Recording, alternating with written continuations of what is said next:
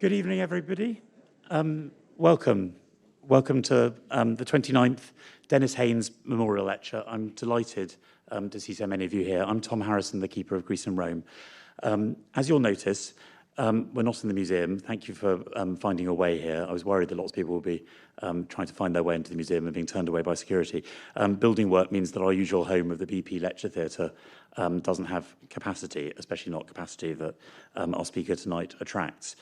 I'm hugely grateful to the Institute of Classical Studies here in Senate House for giving us this new temporary home that we're getting very used to now. This is the second lecture we've had here, and we've been here for the last couple of days, as I'll talk about in a minute. Huge thanks to Catherine Harlow, the Institute Director, to Catherine Tempest, the Acting Director, and not least to Katie Bolton, the Institute Administrator, who I'm getting used to relying on, almost as if I worked here, which is a dangerous temptation, for allowing us to set up here in this way and for all this practical support that Katie and others have offered us. Above all, though, thanks are due to Sybil Haynes, whose generosity has made this lecture the central event in the calendar of the Department of Greece and Rome at the Museum for the last 3 decades now. This lecture honours the memory of one of the most important figures in the history of the Greek and Roman world at the British Museum, Denys Haynes. Denys Haynes joined the Department of Greek and Roman Antiquities, as it was then, in 1939. He played a key role in his first year in the evacuation of the collections to safekeeping, the biggest mass evacuation of objects in any museum's history, as it's been described. As keeper of the department for 20 years, he was also the prime architect of the post-war reconstruction of the department and its galleries. Here you can see the Nereid monument taking shape rather messily with a kind of bucket that looks like sort of any old workers have moved into your house at the front of the scene, but that's from the 60s, the formation of what we call affectionately the bathroom tile galleries on the ground floor. As we now work on decanting, is the term that's always used, which makes me feel like it might be somewhat inappropriate, I don't know, but we decant our collections from the stores in Bloomsbury. And as we begin the work of rethinking the future shape of galleries, I can't overstate how much Denys Haynes and his work is a constant point of reference and inspiration for the task that lies ahead of us.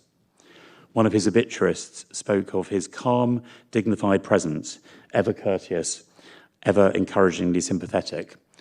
That's a standard to which we could all aspire, but I know that I certainly fall short of in the kind of moments of stress in all this planning.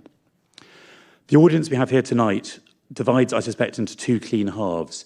Some of you have been taking part in a conference we've been running for the last 2 days, intense but rewarding conference. Others of you will be happily oblivious of that conference.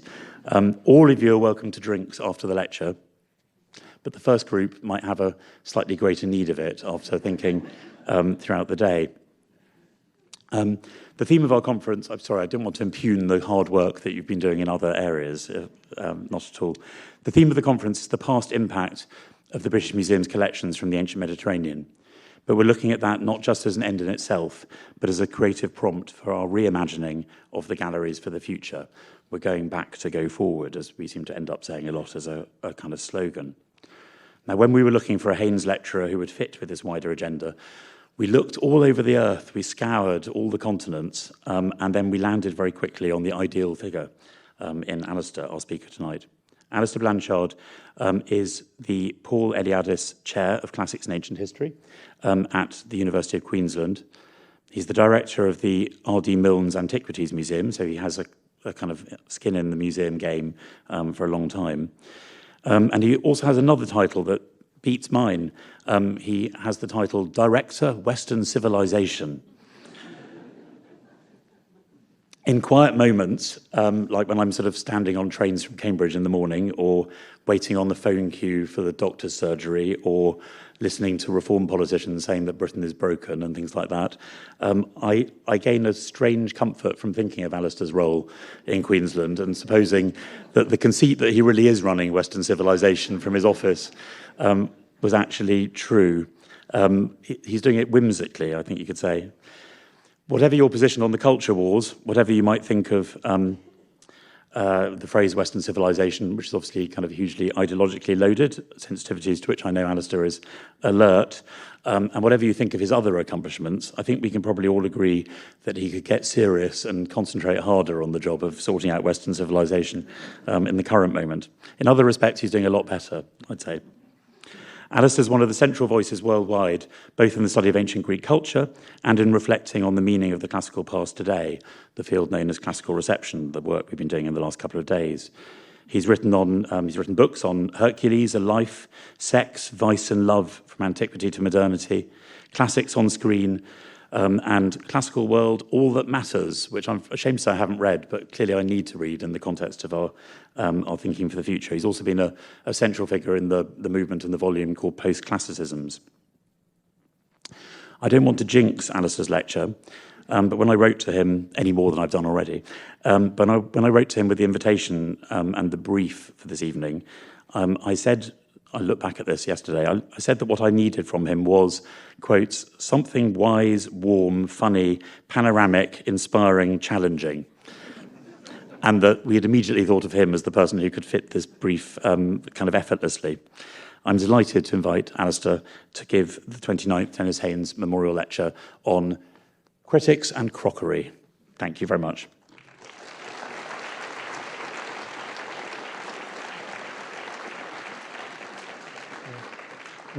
Well, Tom, thank you so much for that very kind introduction. I should perhaps explain how my title, Director of Western Civilization, came about, which is because I'm the Paul Eliadis Professor of Classics and Ancient History and the Director for the Centre for the Study of Western Civilization. The HR department said, look, our software can't cope with all those titles, so we're going to have to shrink it to Director of Western Civilization. I remember when I told my father this, he went, I'm so proud. He said, for the first time ever, I might say. So tonight what I want to do is explore a moment of madness. And to delve into that moment of madness, I want to take us to June 1770, where riots and chaos breaks out in Dublin. The cause for this particular outbreak was the presentation by this man, Charles Lennox, who recklessly gives a set of vases to this man, James Fitzgerald, 1st Duke of Leinster, for his mantelpiece. Well, Dublin is amazed. They've never seen vases like this. They're totally taken by these vases, and suddenly everyone wants them. They're fighting in the streets for them. The vases in particular that cause this outbreak of unseemly behaviour are these. Restrain yourselves, right? A set of imitation Greek vases produced by Wedgwood in basalt ware, vases that closely copied the antique. And here you can see, in fact, the models that Wedgwood is using.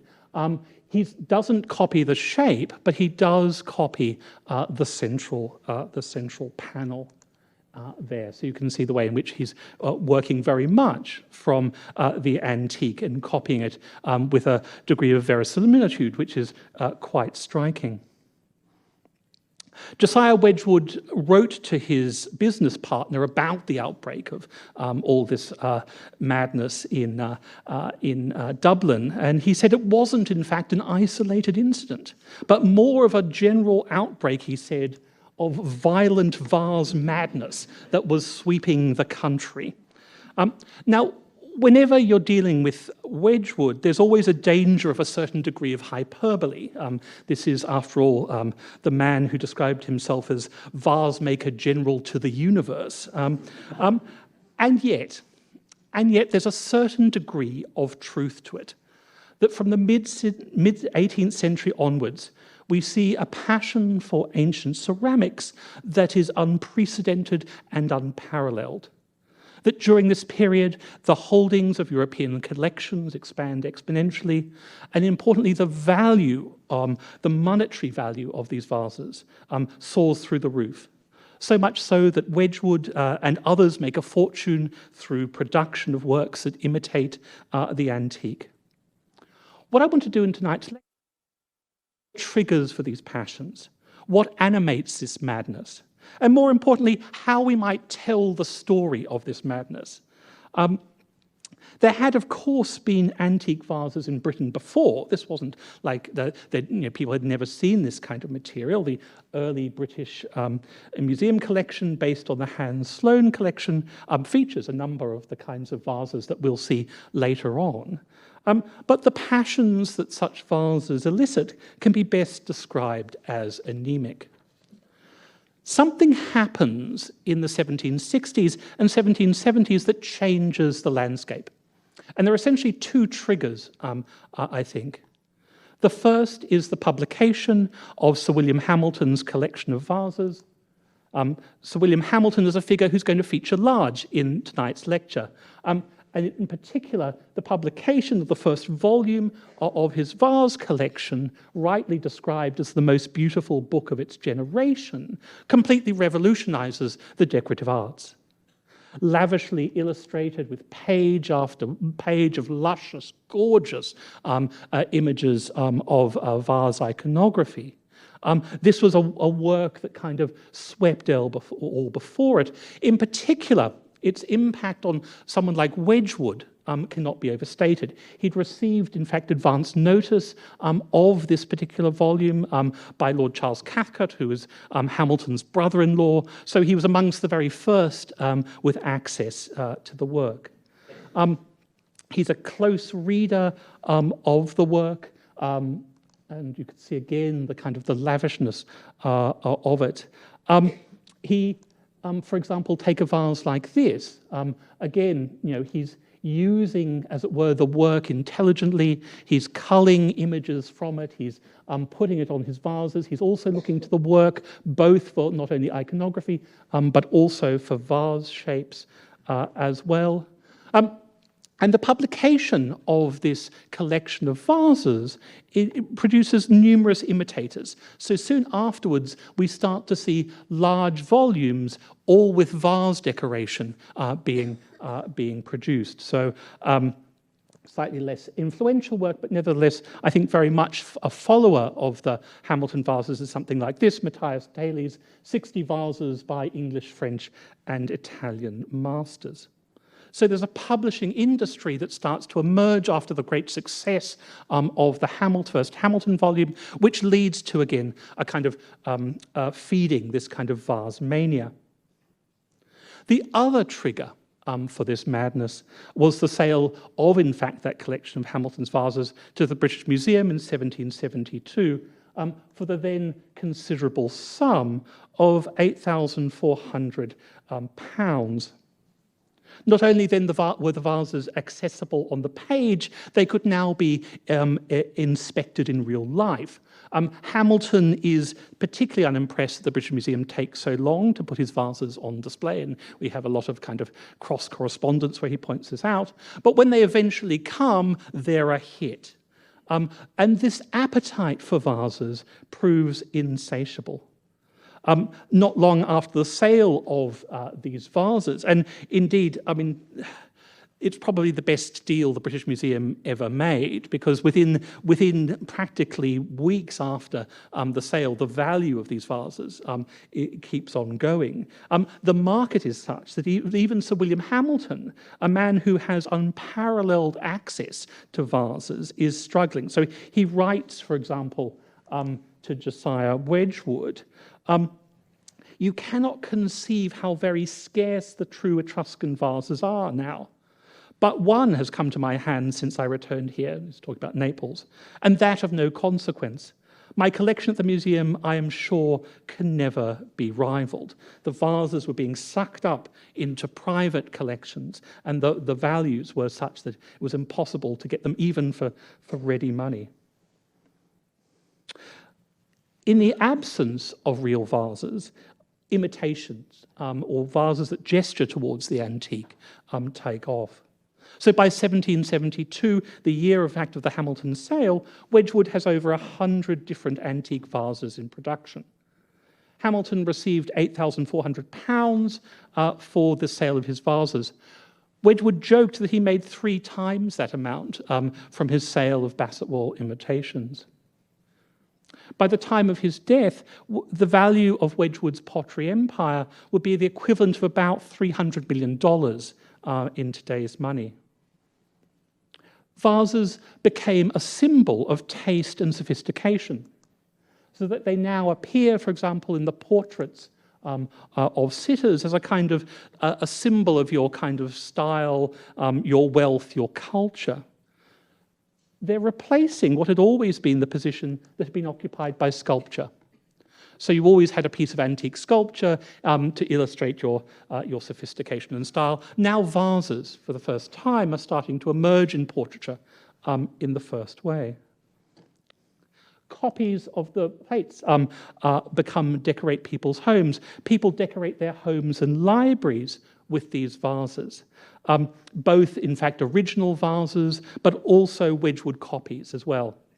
Indeed, we know that people are writing to Wedgwood to commission specific vases from the Hamilton catalogue, telling them not to bother with painting anything on the back because they're only going to be up where people can't see them, and can we get them a bit cheaper if we do it that way? As I say, the plates themselves, quickly the books get dismembered and become artworks in their own right. The motifs from these vases crosses into other media as industries leap on the bandwagon.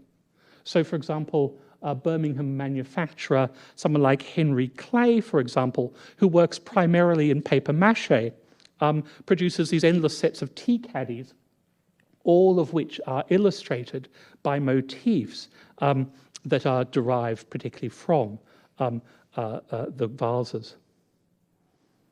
The passion for vases is such that it includes all vase shapes, not just ceramic vases, but also, in fact, cameo glass, most famously, of course, the porcelain vase. So that, for example, when Wedgwood produces his imitation of the porcelain vase in 1790, he's actually able to sell tickets to people to go and inspect his imitation of the vase. This isn't a ticket to see the porcelain vase, it's to see Wedgwood's imitation of the porcelain vase. Over 2,000 tickets were sold to go and see his imitation vase. The passion for vases, in fact, gets so out of hand that it inspires satire. Here, the artist Alexandre Petitot satirically offers his suggestion of the costume for the modern bride, coming down the aisle dressed as a sort of antique vase. Now, I'm not the marrying type, but were I to do so, that's how I want my bride to come down the aisle dressed like this. We're still wrestling with the legacy of this mania for vases today. This is the moment that has bequeathed to us vitrine after vitrine of vases that kind of choke our museums, overwhelming the visitor. Wedgwood is right to talk about madness, and it's that I want to interrogate, as I say, in this lecture. In some ways, it's a very strange kind of material to inspire such passion. And what I want to do, particularly for those, just to make sure we're all on the same page, is to kind of just to sort of explain the vases and the origins of the vases that I'm talking about. So far, I've talked about Etruscan vases, Greek vases. I probably need to kind of clarify that what I'm talking about is exactly the same thing. Right? The reason why we have these two terms relates partly to a confusion. So what we have are two groups of essentially vases that are made in mainland Greece, primarily Athens, and then exported to Italy, where they're found in tombs, so particularly tombs in Etruria, but also in southern Italy as well. So that's how a vase like this, for example, which is made in Athens, will end up in Nola in central Italy, and thereby will become, as it were, an Italian vase. So the issue was that when these vases were first produced, because they were found in Etruscan tombs, many people assumed that they were in fact Etruscan. So that's why, particularly in the 18th century, you get these Greek vases referred to as Etruscan vases. And indeed, that term continues even after it's been fairly well settled that the vases are, in fact, Greek. Indeed, that actually adds to the excitement of these vases, because this point in time is the moment when travellers for the very first time in any significant number are going out to the Ottoman lands. They're starting to see kind of Greek material emerge into Paris and into London. And so this idea of seeing Greek material for the first time adds to the cachet of these vases. Indeed, really, by the end of the 18th century, it's only, in fact, the court in Tuscany that still thinks these vases are Etruscan. The Dukes of Tuscany kind of find a sort of rearguard action to try and continue to claim that these things are Etruscan. And they have a few kind of court antiquaries who kind of push this line. But essentially they're Greek vases. They're either Greek vases produced in mainland Greece and exported, or they're produced by the Greek communities living in southern Italy. Well, to explain this kind of phenomenon around this material, what I want to do is offer not one, but three accounts of how we might explain vase-mania. And when I say accounts, what I really want to do is just tell some stories, basically. So 3 stories about how we might tell the story of vase-mania. So the first way that we could tell a story about vase-mania would be to talk about it, and to talk about the individuals associated with the vases, to make it a kind of talk about kind of individuals as agents for historical change, a man and his moment, and a kind of heroic version of that account would put front and centre our hero, Sir William Hamilton, envoy extraordinary and ambassador plenipotentiary to the kingdoms of Naples and Sicily, and then later as it became the kingdom of 2 Sicilies. And you can give you a map there of giving you a sense of the geographic area that we are discussing. Now, he's ambassador to this court for an extraordinarily long length of time. 36 years he's out there. And it's a great time to be there, because it's precisely the time that major kinds of archaeological excavations are happening. The excavations in Pompeii and Herculaneum are taking off. Hamilton himself has a great deal of interest in them. So it's a huge moment of archaeological excavation. He's in the right spot. And it's the spot where these vases, so many of these vases were being produced as well. So, this is the story of how Sir William Hamilton brings, as it were, kind of classical culture to Britain and saves us from barbarism. And that would be one account that you could kind of run about this. If you wanted a less kind of Hamilton-focused account, you might, for example, note the important role of, in fact, his first one. This is just to show you where the Greek communities are. So you can see the way in which the Sicily and he's where you need to be. But if you wanted a less kind of heroic Hamilton-centered account, you might point out that, in fact, actually, it's his first wife, Catherine Barlow, who provides the funds for most of his purchases. Hamilton was never particularly wealthy, and being an ambassador in this period meant that you were often out of pocket. Indeed, the expenses required to undertake the position far outweighed the recompense. And indeed, without, in fact, Catherine's money from her Welsh estates, Hamilton would have been unable to undertake any of his collecting. We might also note the important role played by this woman, Maria Carolina, the Queen of Naples and Sicily. Maria Carolina, an extraordinary figure in this period. Born an Archduchess of Austria, the 13th child of the Empress Marie-Thérèse and the Holy Roman Emperor Francis I. She's the sister of Marie Antoinette, and will take the death of Marie Antoinette to heart, and this will align her with Britain in important ways. She's an extraordinary person. And under her, Naples is undergoing this amazing moment of transformation and revolution. She's married to this man, and if we're having heroes, here's our villain. You can all boo at him now, right? So this is Ferdinand IV, a figure about whom no one has anything good to say in the period. He's boorish, he loves hunting, but really the person who is the key figure, as I say, is in fact Maria Carolina. Under her guidance, Naples is, as I say, undergoing an extraordinary transformation, very much along Enlightenment lines. She's a great supporter of artists. Angelica Kauffmann, for example, receives great support from her. Later, she'll be very important in getting one of the Tischbeins to come and base themselves in Naples. Under this rule, Naples starts to resemble other European capitals. We see the rise of learned academies, we see excavations, local tombs, recovering the kinds of works that Hamilton wants to acquire.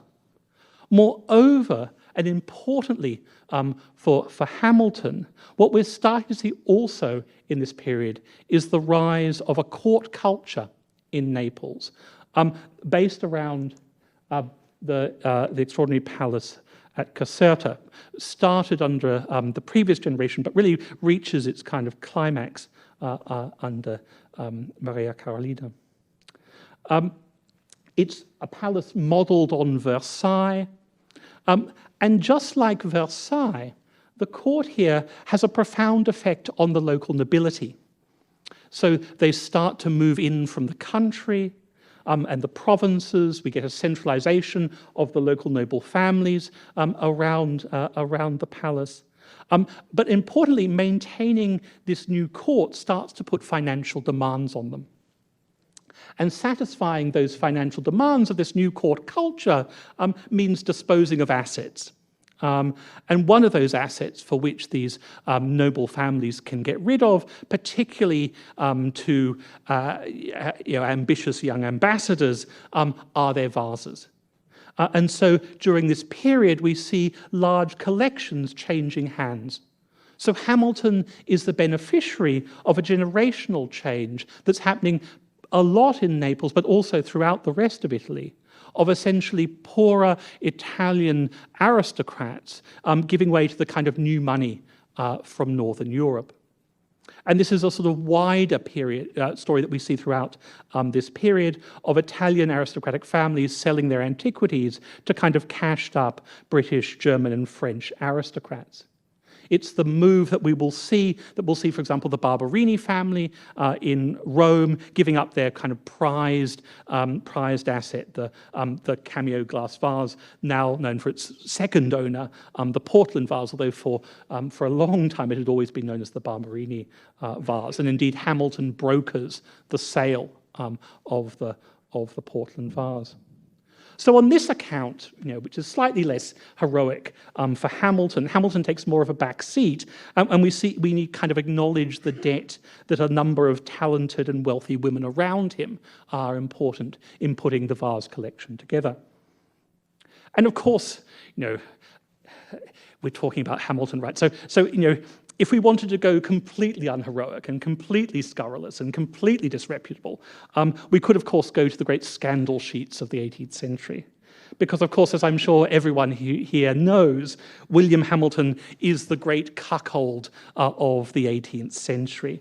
His second, much younger wife, he was 60 and she was 26 when they married, so an age difference of 34 years, is, of course, Emma Hamilton, the famous mistress of Horatio Nelson, with whom she has a child. Now, society was particularly brutal about that particular relationship. And the way in which they discuss Hamilton and his collecting is that, Hamilton was a kind of bumbling collector, too busy with his own collection to notice, in fact, that his wife was having this affair with Nelson. And to give you a flavour of just how terrible these cartoons could be about Sir William Hamilton and Emma Hamilton, I've chosen this one, which is called A Mansion House Treat or Smoking Attitude. Some might be familiar with this one. It's really quite scandalous. Hamilton is shown in the brown there, identified by a vase, importantly. So you can see it's Hamilton there. And while in the corner, we see Emma Hamilton besotted with Nelson. And they're all smoking pipes. And here the pipes in particular act as a kind of double entendre. So Nelson has this huge, great, long pipe that goes straight to the ground. And Emma there is saying, that old man's pipe is always out, but yours burns with full vigour. While off to the side, a young sailor helps Hamilton with his pipe, where he says, why, your pipe is too short, sir. 'Tis quite worn out. It wants a new tip. Now, the joke, I think, explains itself. Indeed, the image of Hamilton as a kind of connoisseur, so in love with antiquity that he completely misses out on his wife's infidelity, plays out in numerous other cartoons as well. So again, another one that's quite well known, a cognoscenti contemplating the beauties of the antique. Here we see Hamilton gazing at a bust of Emma, who's being portrayed as the famous Corinthian courtesan Lais, who was famous in antiquity for her beauty as well as her promiscuity and her gluttony and drunkenness. Right. So I've added some quotes there about kind of how Lais was so attractive that painters came to visit her and copied her breasts and chest. She took a large group of lovers and did not discriminate between the rich and the poor. And then elsewhere, they talk about her love of food and drink. Around that image of Hamilton kind of in love with this inappropriate courtesan, we see all the kind of allusions to his cuckolding and Emma's betrayal. So we see, for example, the portraits that hang above Hamilton have Antony and Cleopatra, where Emma is portrayed as Cleopatra with a gin bottle in her hand, and Nelson is Mark Antony.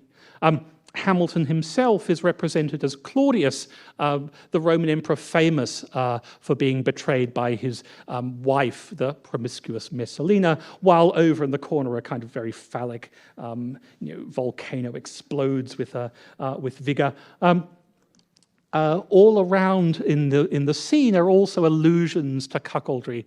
So the horns of the Apis bull, an allusion to Midas, who famously has donkey ears. Again, the sense of being men who've been made fools of here. And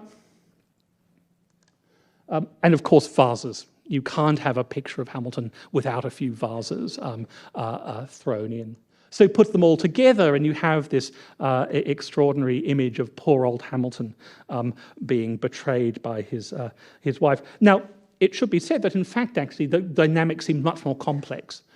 Hamilton seems fully aware of his wife's affair with Nelson and seems to in fact be approving of it. He maintains a very amiable relationship with Nelson right until the end. And just one more cartoon because I love them so much.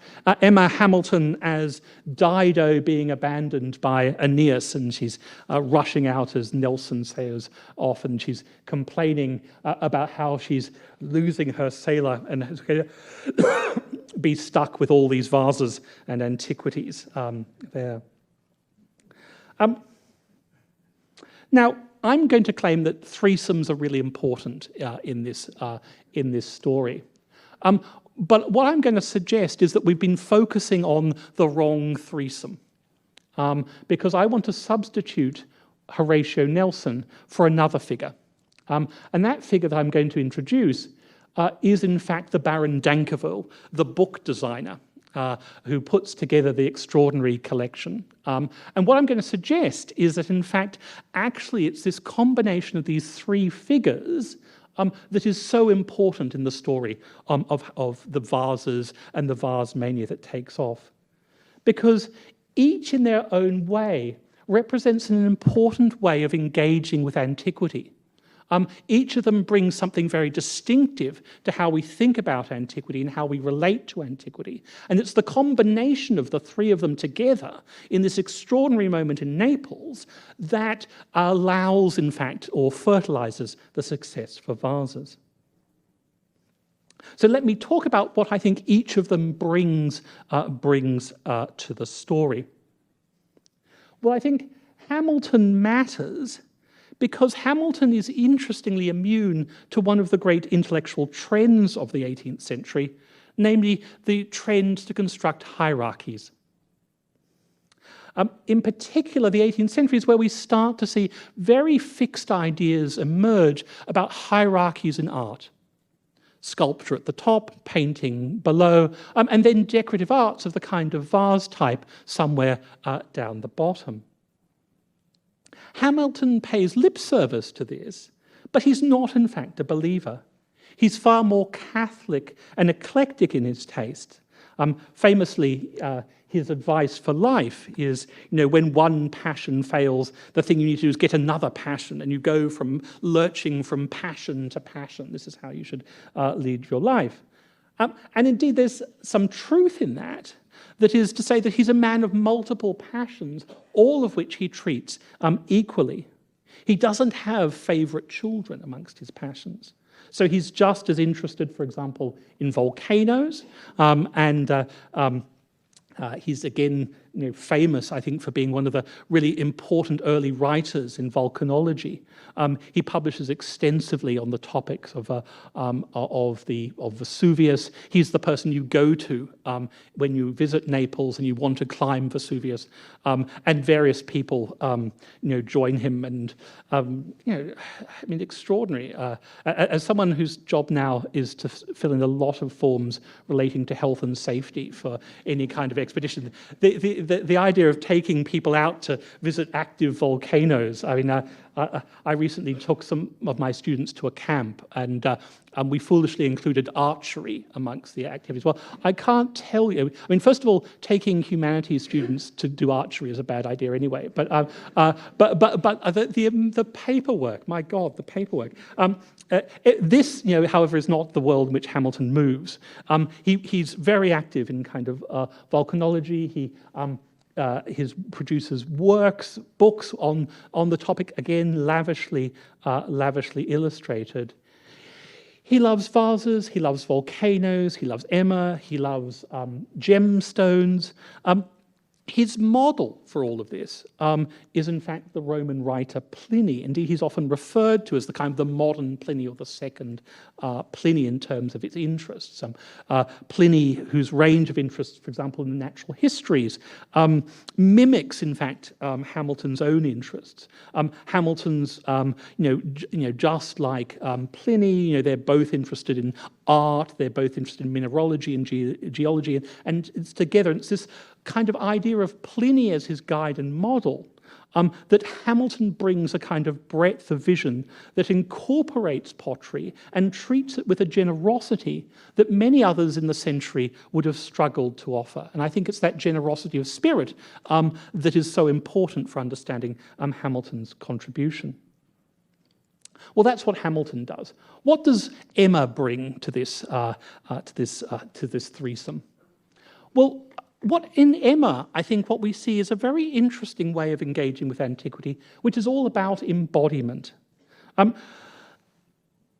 This is the idea that in order to access antiquity, you embody antiquity. You play it out quite literally through imitation, through dressing up, through physical imitation. Emma, of course, as many will know, those of you who know the story of Emma, will know that she'd been embodying antiquity ever since she was a 15-year-old. She, of course, comes to prominence first off as the goddess of health for the quack doctor James Graham, who establishes a thing called the Temple of Health on Pall Mall. And in the centerpiece of James Graham's Temple of Health was the so-called celestial bed. And on the celestial bed, you found Emma Hamilton, 15, dressed as the goddess of health. So for those of you unfamiliar with Dr. Graham's Temple of Health, on Pall Mall, you'd enter entry hall, there'd be perfume piped in, there was a band playing underneath the stairwell, music would emerge, and all around would be various forms of newfangled electric producing equipment sparking away, and then eventually the climax was you came to the celestial bed and there was Emma Hamilton dressed as the goddess of health, inviting you to lie down on the bed so electrical currents could course through your body and rejuvenate you. So, she was this goddess, this classical goddess of health, who through the power of electricity would kind of make you better. And that kind of idea of embodying antiquity instilled in her, and from the age of 15, continues throughout her life. Painters were always getting her to dress up and imitate the antique. So, here we have Emma Hamilton as Ariadne while poor Theseus goes off there. And indeed, the image of Emma Hamilton always waiting while a sailor seems to be going off into the distance seems to be a recurring motif. But of course, the thing that she's most famous for are her attitudes. These extraordinary performances that she would put on where she would dress up in antique dress and pose like figures from antiquity. The most famous description of these performances comes to us from Goethe, from his Italian journeys, where he says, I was greatly intrigued by a chest which was standing upright. Its front had been taken off, the interior painted black, and a hole set inside a splendid gilt frame. It was large enough to hold a standing human figure, and that, we were told, was exactly what it was meant for. Standing against this black background with this gilt frame, in dresses of various colours, Emma had sometimes imitated antique paintings of Pompeii and even more recent masterpieces. So if you were visiting the Hamiltons, you were taken to watch the chest where Emma would be displayed as some kind of goddess figure. Now, Goethe talks about the paintings of Pompeii, but actually more than any other art form, it's in fact the vases that she is relating to. They provided the costume that would allow her to feel antique. Emma was one of the very first people, for example, to embrace and was a main advocate for the rise of neoclassical dress, which again looks to antiquity. Vases allowed you a kind of intimacy with antiquity that was impossible for other art forms like sculpture. And we see it, for example, here in this portrait of Emma as a bacchant, and where we see her kind of holding this vase. And this idea of holding a vase and being in touch with antiquity, putting it to your lips, gives you a kind of intimate moment with the antique past that is impossible to replicate with other forms of objects. Indeed, what's striking is the way in which she's holding that vase. Notice the way in which her hand is weirdly contorted, holding it, in fact, by these lugs that you see here. It's a wonderful observed moment that must come from life. What it points to, of course, is one of the things that, it's always so shocking to people when you first hand them a Greek vase, which is just the sheer lightness of the object. Wedgwood's vases are heavy, antique vases are light, and you can see the way in which she's holding it, showing you the lightness of touch. This is a portrait in love with the materiality of the object itself. Indeed, if watching the way in which the Hamiltons hold vases is genuinely weird. So, for example, we have Sir William Hamilton. Now, this is a very odd way to hold a vase, and if you ever invited to, the study room to hold a vase, don't do it like this. Now, again, what's striking about it is that it speaks to the lightness of the vase. This is an unusual and unnatural way to hold a vase. With Emma, we see a kind of particular way of accessing antiquity whose power has never really left us. It doesn't exist in the academy, but where you see it is, for example, in people like recreationists who dress up in antique dress, pretending to be legionaries, and it's that power of imitation. There's a kind of direct line from people like Emma Hamilton to another one of my sort of favourite figures is Raymond Duncan, who the 19th century figure, brother of the dancer Isadora Duncan, who believed that in order to live a kind of healthy life, you needed to dress like a Greek, eat like a Greek. In fact, he even wrote a pamphlet about how to do breathing exercises, so you breathe like a Greek. In fact, he was so committed to the healthiness of Greek life that he and his son used to walk through Central Park in the snow, dressed only in Greek dress, a short chiton and sandals. And he's eventually charged, in fact, with endangerment of a child for his infliction on this stuff. But this idea of dressing Greek, tasting Greek, using Greek pottery is the kind of thing that Emma Hamilton gives us. Well, Emma Hamilton was one of the most colourful characters of the 18th century, but there's a figure who can give her a run for the money, and that's the third person in this group, which is in fact the fantastic designer of Hamilton's collection. This is the Baron d'Anqueville. Born Pierre-François Huet, he's the son of a bankrupt cloth merchant in Rouen. The baronetcy is a complete fiction. He was never made a baron. By the time he encounters Sir William Hamilton, he's led an extraordinary life. He's been a mercenary captain for Prince Ludwig of Mecklenburg. He'd been imprisoned for debt. He'd attempted to swindle the Duke of Württemberg through a fictitious land deal involving trying to sell him the island of Corsica. He'd been imprisoned for stealing silver. He'd escaped prison. He'd travelled through Spain and Portugal, writing political philosophy in the style of Voltaire. He's a prodigious talent. He impresses everyone with his learning. His morals are always suspect. So Winckelmann says, when you show him your gems, keep a very close lookout to see what he's doing with his hands. He's a pornographer, and one of his most fabulous works is a work called The Private Lives of the 12 Caesars, where he invents pornographic antiquities, particularly carved gems, and then illustrates them with the most learned descriptions grounded in historical facts about, in fact, the sex lives of the ancients. And indeed, his work is probably the best work of the sex lives of the ancients up until the 20th century. So he's an amazingly complicated figure.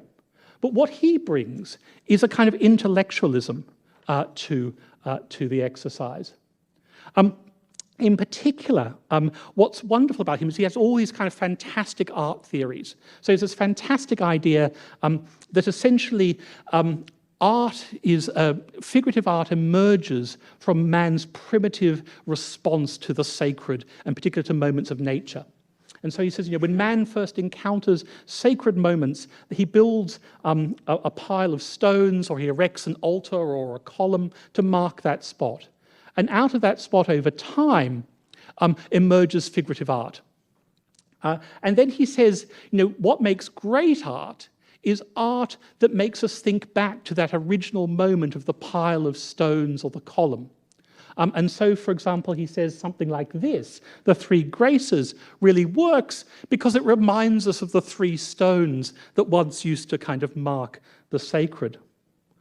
Well, for d'Anqueville, Greek vases become extraordinarily important in this story because in them you can actually see the transitional moment. He becomes obsessed by, for example, the figures of the Herms, these kind of columns which seem to be, as it were, that transitional moment between the altar and figurative art emerging.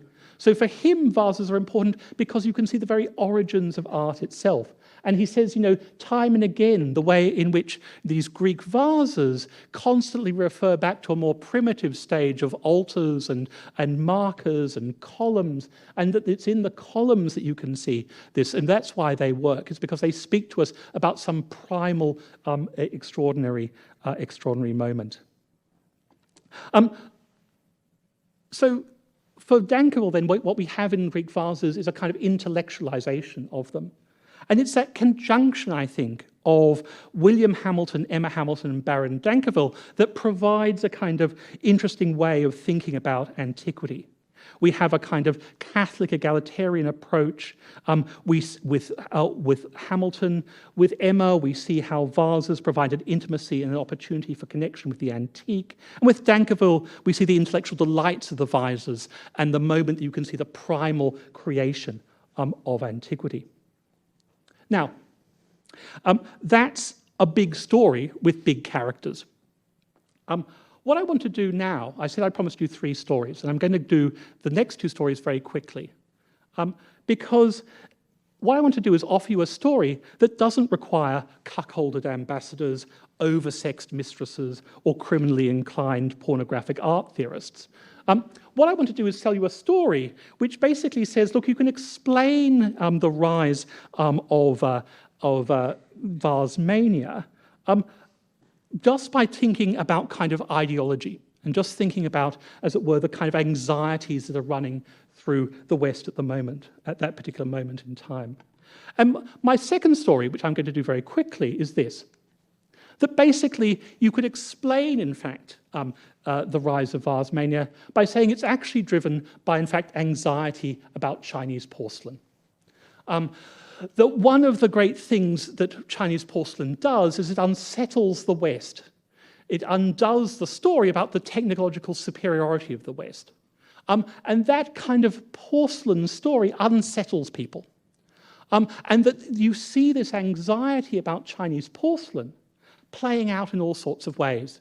You see it in a kind of fetishization of porcelain in kind of huge collections, of massing it there to kind of, or there's some sort of abject horror in something about this.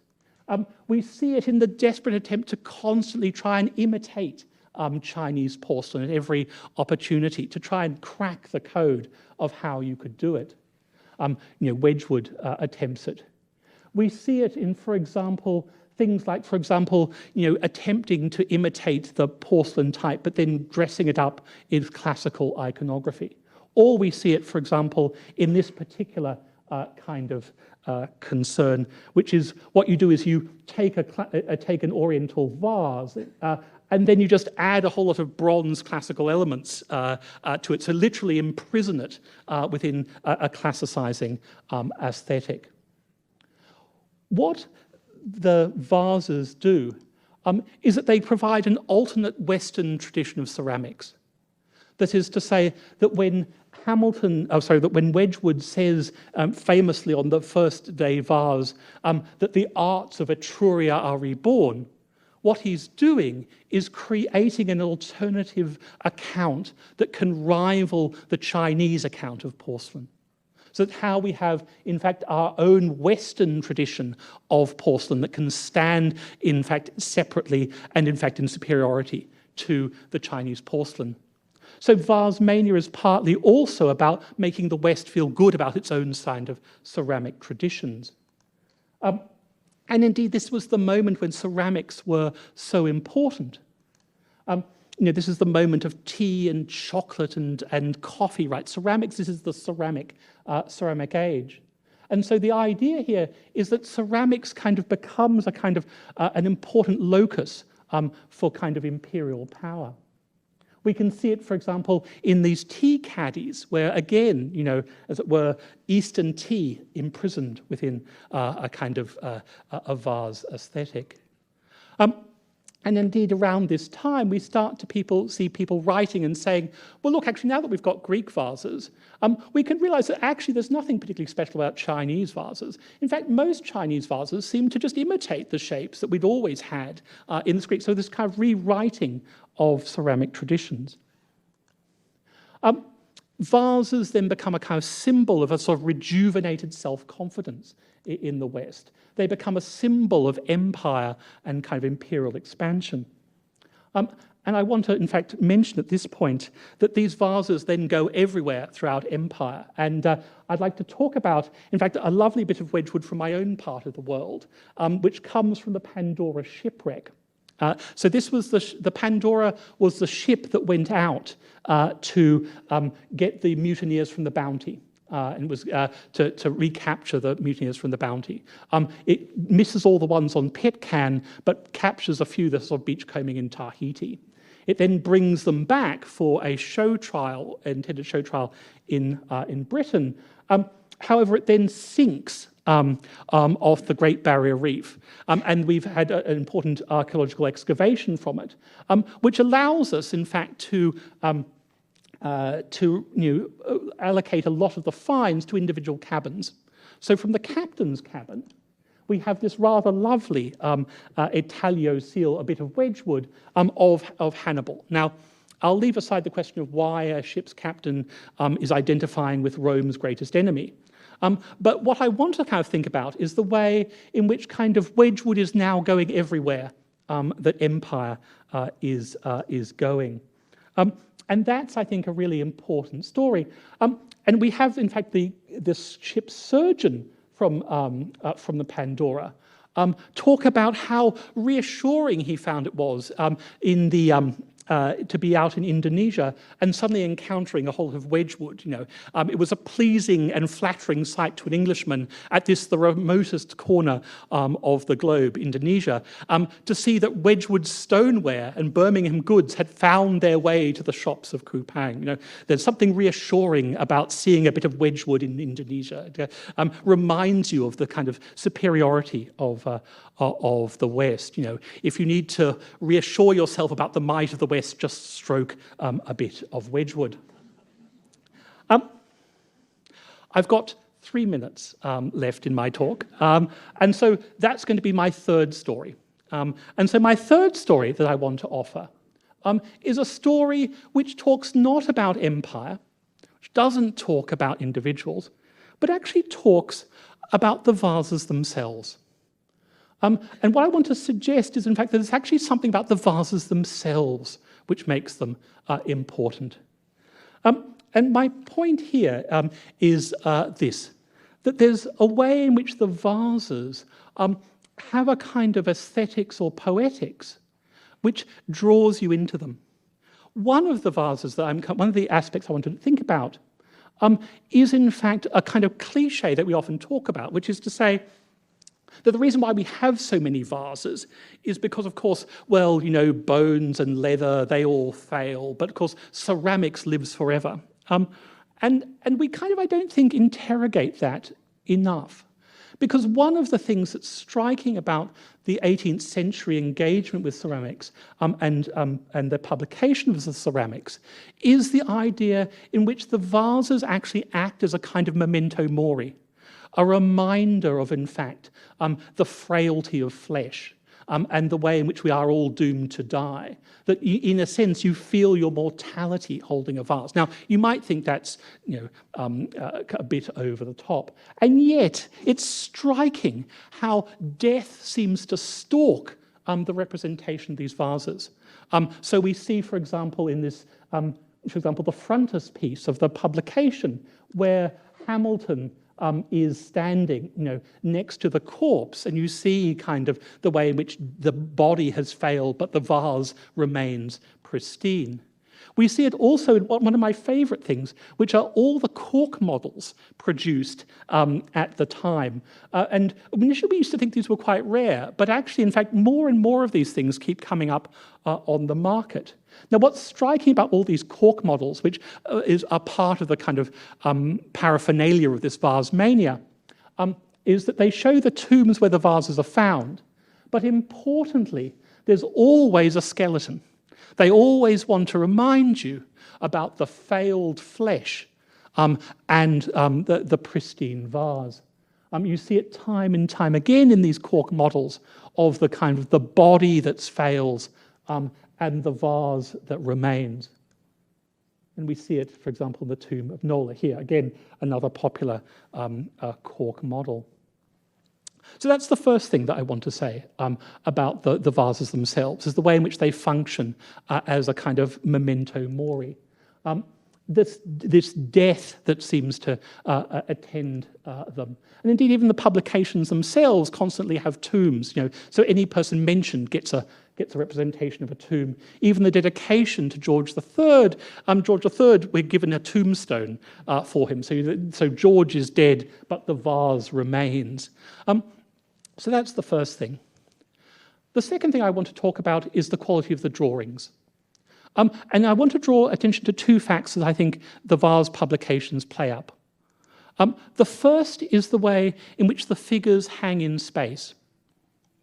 That is to say that when you look at, in fact, representations of vase iconography, each of the figures seems to be hanging there in isolation.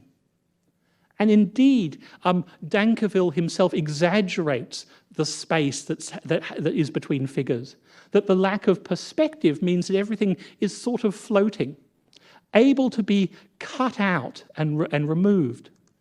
So that, for example, when you look at the Greek vase iconography, what you realize, and indeed what Wedgwood instantly realizes, is that you can take any three objects and take them and rearrange them.